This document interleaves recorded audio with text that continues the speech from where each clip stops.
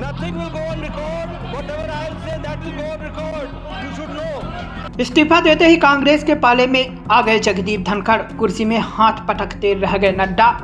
उपराष्ट्रपति जगदीप धनखड़ के अचानक इस्तीफे के बाद जहां सियासत का पारा गर्मा गया, तो दूसरी ओर भाजपा खेमे में ही अफरा तफरी मची हुई है और कांग्रेस की तरफ जगदीप धनखड़ का मोह उनके इस्तीफे की वजह बना। दरअसल संसद के मानसून सत्र की शुरुआत में विपक्ष से कांग्रेस नेता मल्लिकार्जुन खड़गे ने ऑपरेशन सिंदूर को लेकर सरकार पर तीखे वार कर रहे थे।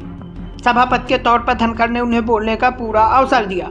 खड़गे ने कहा कि ट्रंप 26 बार कह चुके हैं कि उन्होंने मध्यस्थता कराई, लेकिन सरकार स्थिति साफ करे कि ट्रंप ने कैसे युद्ध रुकवाया और मध्यस्थता कराया। यह सुनते ही सदन में बैठे भाजपा अध्यक्ष जेपी नड्डा अचानक उठ खड़े हुए और खड़गे को हिदायत देने लगे।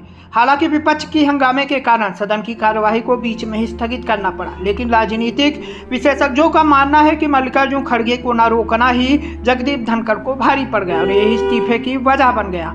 हालांकि उपराष्ट्रपति का पद संभाल रहे जगदीप धनखड़ ने पद से इस्तीफा देते हुए उन्होंने राष्ट्रपति द्रौपदी मुर्मू को एक पत्र लिखकर अपना इस्तीफा सौंप दिया है।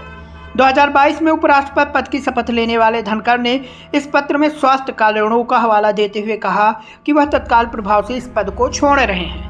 राष्ट्रपति मुर्मू को संबोधित अपने पत्र में जगदीप धनखड़ ने लिखा, स्वास्थ्य की प्राथमिकता और चिकित्सकीय सलाह का पालन करते हुए मैं भारत के उपराष्ट्रपति पद से तत्काल प्रभाव से त्याग पत्र दे रहा हूं। उन्होंने राष्ट्रपति को उनके सहयोग और सौहार्दपूर्ण संबंधों के लिए धन्यवाद दिया। साथ ही प्रधानमंत्री और मंत्रिपरिषद को भी उनके सहयोग और मार्गदर्शन के लिए आभार व्यक्त किया।